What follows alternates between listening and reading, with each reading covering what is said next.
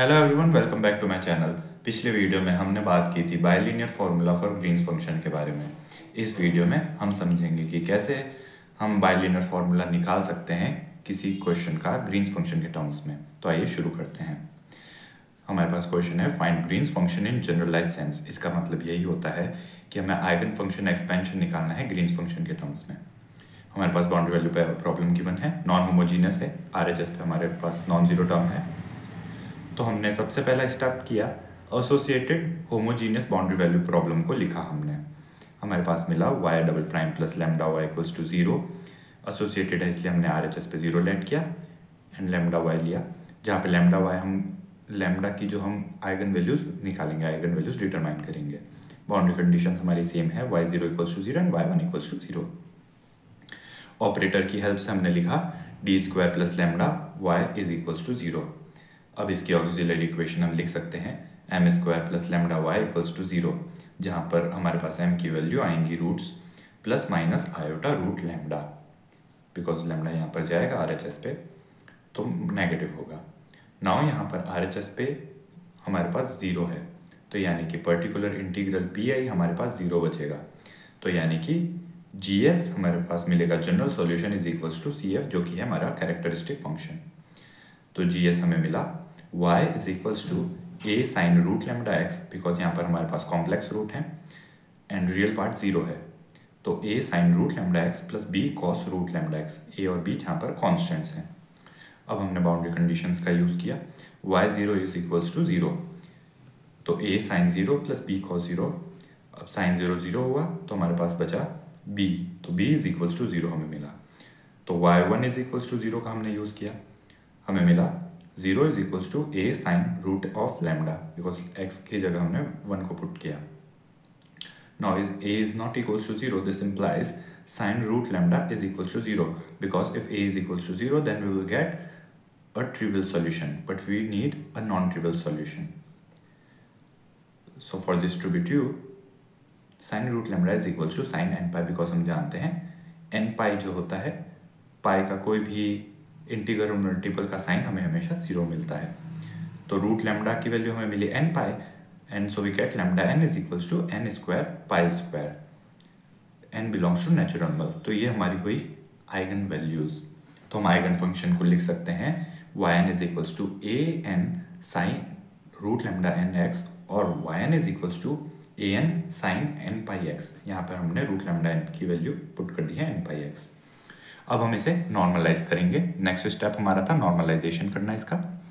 हमने कहा normalising here Rx is equals to 1, यहाँ पर हमारे पास लैम्डा के साथ जो कोएफिशिएंट है वो 1 ही है, तो Rx 1 हुआ। तो फॉर ऑर्थोनॉर्मल सेट हम लिख सकते हैं integral a to B yn square x dx is equals to 1। हमें ये कंडीशन चाहिए फॉर नॉर्मलाइजेशन, तो हमने yn की वैल्यू पुट की, an square integral 0 to 1, an यहाँ पर कॉन्स्टेंट था तो बाहर आ गया, हमारे पास बचा sine square n pi x dx is equals to 1। Now sine square n pi x dx की वैल्यू जो हमने आइडेंटिटी से सब्स्टिट्यूट की, बिकॉज हम जानते हैं sine theta is equals to 1 minus cos 2 theta upon 2। हमने ये सब्स्टिट्यूशन का यूज़ किया, हमें मिला integral 0 to 1 minus cos 2n pi x by 2 dx is equals to 1। अब यहाँ पर जो फर्स्ट टर्म है उसका इंटीग्रल हमें मिलेगा x, एंड जब लिमिट लगेगी तो 1 माइनस 0 बन के हमारे पास 1/2 बचेगा। एंड जो कॉस वाली टर्म है यहाँ पर कॉस 2n पाई है हमारे पास, तो यहाँ पर इसका जो इंटीग्रल होगा वो हमारे पास 0 होगा। तो हमें मिला an square by 2 is equals to 1, यानी कि an is equals to root 2। तो हमारे पास yn(x) जो मिला हमें वो मिला root 2 sine n pi x, n belongs to natural number. तो हमारे पास ये ऑर्थोनॉर्मल सेट हो गया। अब इसकी हेल्प से हम ग्रीन्स फंक्शन का आइगन फंक्शन एक्सपेंशन फाइंड करेंगे। आइए देखते हैं। Now for n is equals to 1, जब हम n इक्वल टू 1 रखेंगे तो लैम्डा n की वैल्यू जो हमें मिलेगी n स्क्वायर पाई स्क्वायर, यानी कि lambda 1 is equals to pi square, यानी कि हमारी eigen value n equal to 1 के लिए पाई स्क्वायर आ रही है, but mu is equals to pi square, यानी कि हमारे पास ये सेकंड केस हो गया। हमने पिछले वीडियो में 2 केस की बात की थी।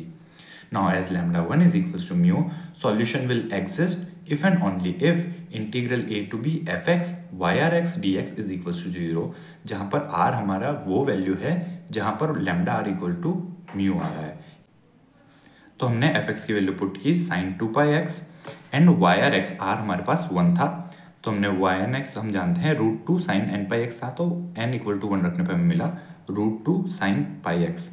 नाउ ये इंटीग्रल की वैल्यू हमें 0 ही मिलेगी, बिकॉज हम 2 से ऊपर नीचे जब मल्टीप्लाई करेंगे तब हमें मिलेगा, यहाँ पर हम आइडेंटिटी लगाएंगे कॉस की, एंड कॉस की आइडेंटिटी लगने के कारण इसका जो इंटीग्रल आएगा वो 0 ही आएगा। So the solution exist, now the solution will exist because ये 0 आ रहा है, हमारे पास कंडीशन सेटिस्फाइड हो रही है। And g x comma s is equals to summation n equal to 1 to infinite 1 upon lambda r minus lambda n yn x yn s and n is not equal to r, यानी कि n जो r के equal ना हो उन सारी values के लिए आइगन फंक्शन का हम एक्सपेंशन करेंगे।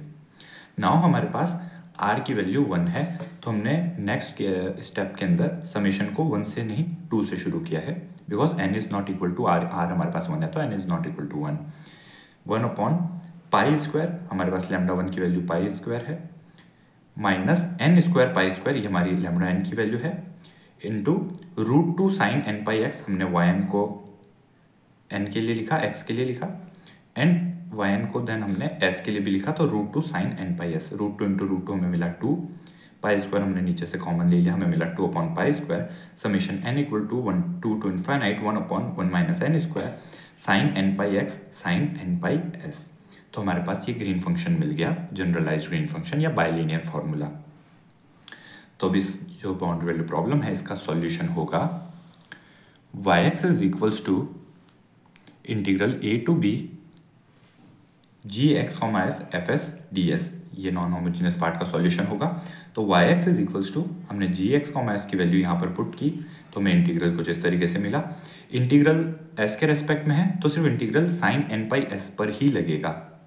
नाउ हम जानते हैं यहाँ पर अगेन इंटीग्रल जो है, क्योंकि ये साइन के टर्म्स में इंटीग्रल आ रहा है, तो जब भी यहाँ पर n की वैल्यू 2 के अलावा कुछ भी और भी होगी तब ये इंटीग्रल हमेशा 0 ही बनेगा, बिकॉज फॉर एग्जांपल अगर 1 होगा देन अगेन यहाँ पर हम 2 से मल्टीप्लाई डिवाइड करवा सकते हैं, कॉस की आइडेंटिटी में कन्वर्ट कर सकते हैं एंड इसको 0 कर सकते हैं।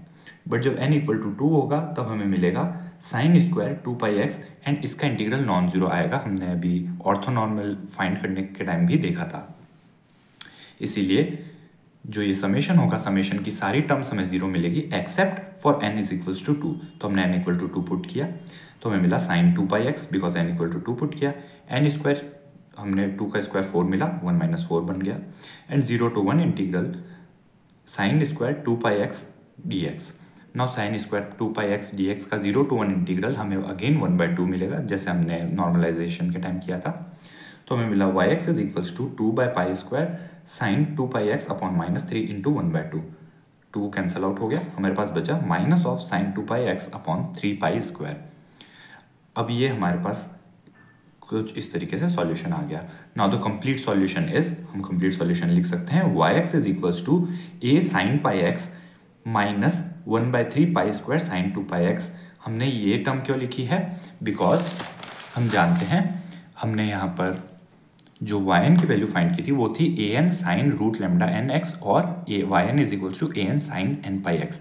अब यहाँ पर जो हमारे पास n की वैल्यू है, n की वैल्यू 1 के लिए ग्रीन फंक्शन में एक्सपेंशन हम फाइंड नहीं कर सकते, बिकॉज n की वैल्यू 1 पे वो म्यू के इक्वल आ रहा था लैम्डा n। इसीलिए हमने y1 जो लिखा a1 साइन n की वैल्यू पुट करी 1 तो हमें मिला साइन πx, तो हमें a साइन πx मिला, एंड उसके लिए हमने लिखा इस तरीके से a sine πx, and then जो हमें जनरल जो टर्म मिली एक्सपेंशन की minus of 1/3 pi square sine 2πx।